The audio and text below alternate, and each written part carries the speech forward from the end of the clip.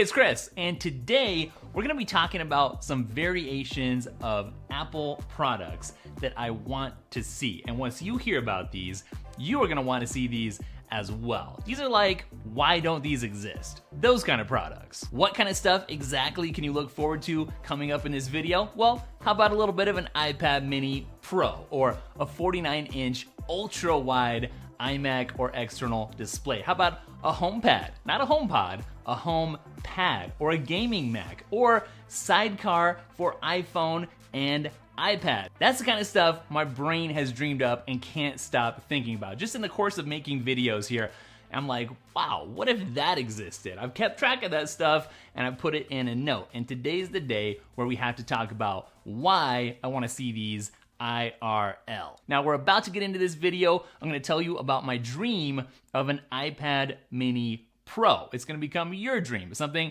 that has to happen.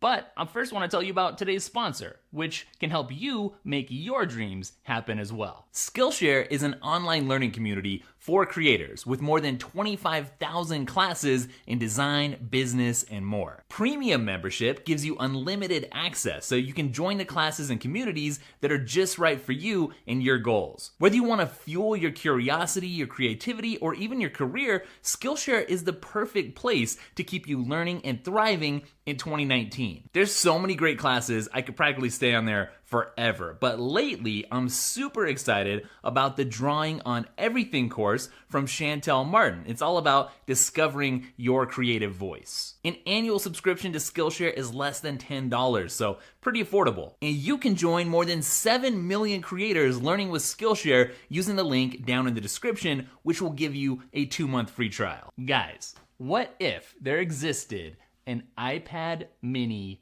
Pro? I'm putting it at the beginning of the video because maybe there's a chance that this could happen sometime in the future. It just makes sense. So I'm talking about the looks and the internals of the current gen iPad Pros, the 11-inch and the 12.9-inch, with that flat edge and the screaming fast processor, combined with the size and the weight and the ultra portability of the iPad mini 5. Seriously, the iPad mini 5's size with these features: all screen, number 1, the most advanced Apple processor in an iPad, number 2, Face ID, 2nd gen Apple Pencil support, and USB-C. But instead of weighing over a pound, this weighs a little bit over 10 ounces. Super stashable. Just throw that thing in your backpack. Now, in case you're wondering, yes, the 2nd gen Apple Pencil could and would fit perfectly across the top of the iPad mini. It fits.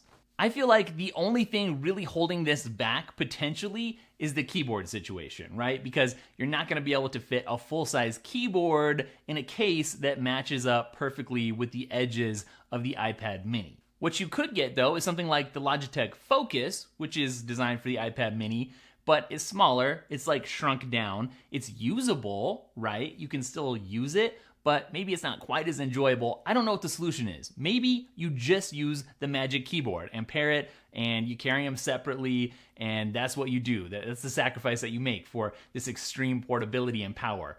Or maybe Apple comes out with some kind of sliding keyboard mechanism or a third party. I don't know. And I don't really care.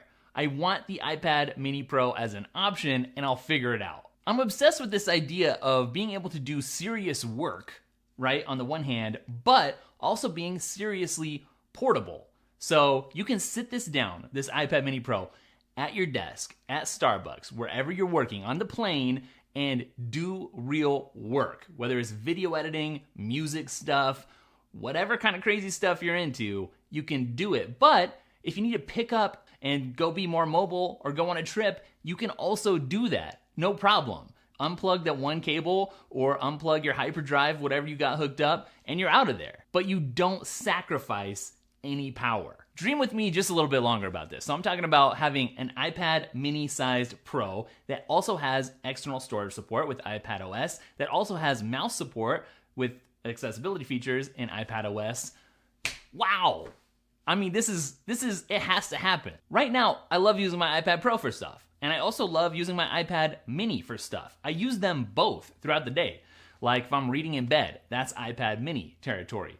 But when I'm doing stuff at my desk or traveling, that's iPad Pro territory. What if I could combine those? That's what I want.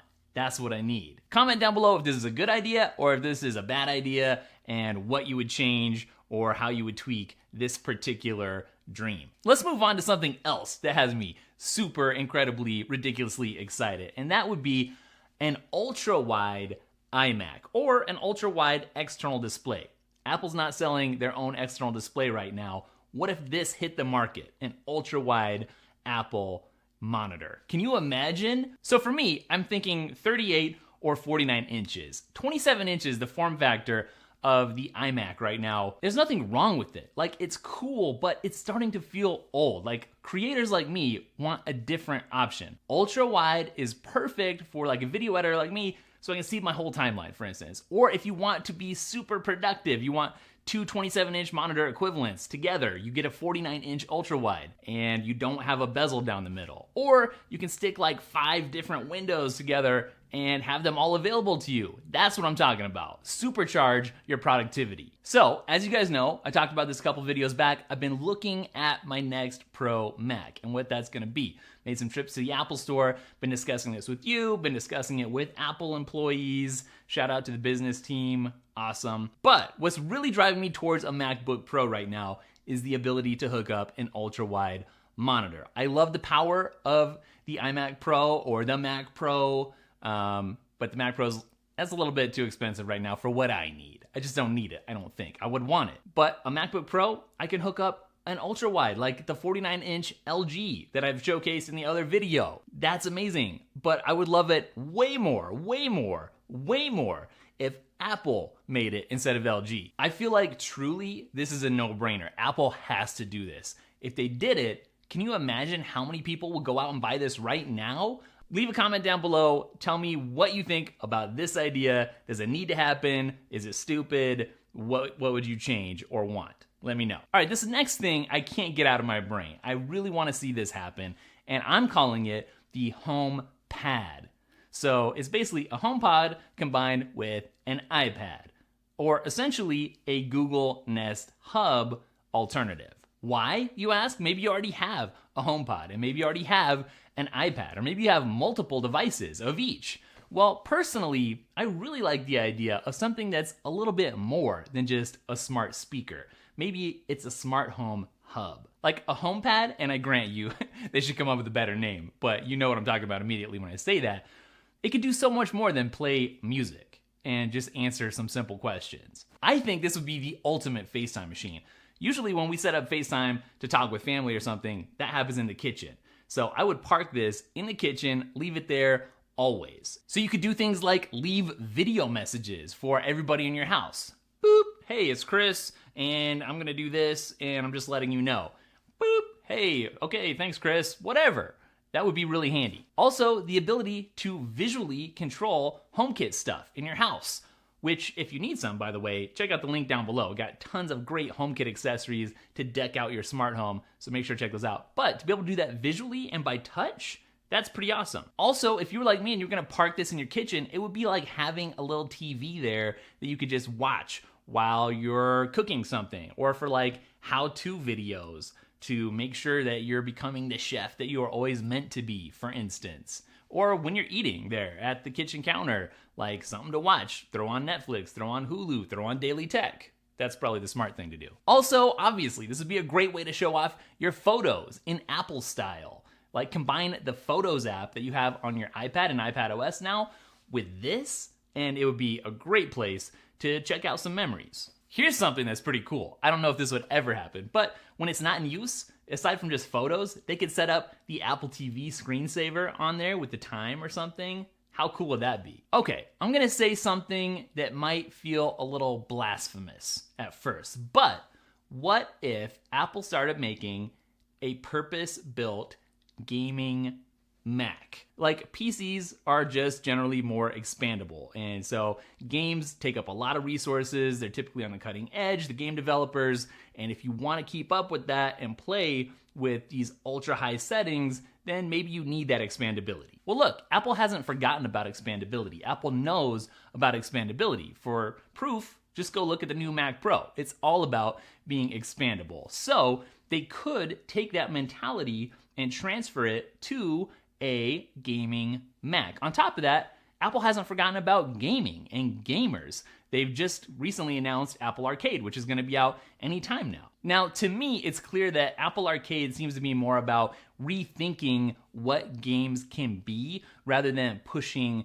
graphical boundaries and pushing the edge in terms of performance. So it's a different kind of gaming than like what hardcore gamers on the PC side might be thinking. But what if Apple came to market with a Mac that was dedicated to those hardcore gamers that could push the envelope better than the PC counterparts? What if? I mean, it's possible. We've seen the Mac Pro now. They can push the envelopes. Would it be expensive? Yeah, I'm sure. But would it be awesome? And would it be there and an option and a possibility for you to use?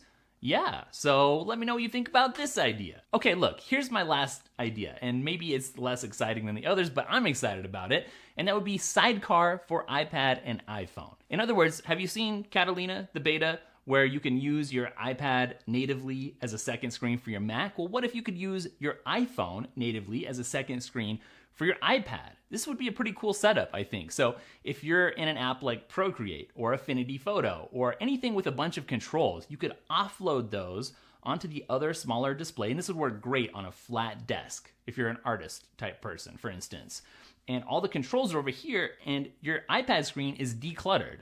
It's just free to create. Of course, you would need Apple Pencil support on your iPhone. So I don't know, are we talking about an iPhone Pro then? I have no idea.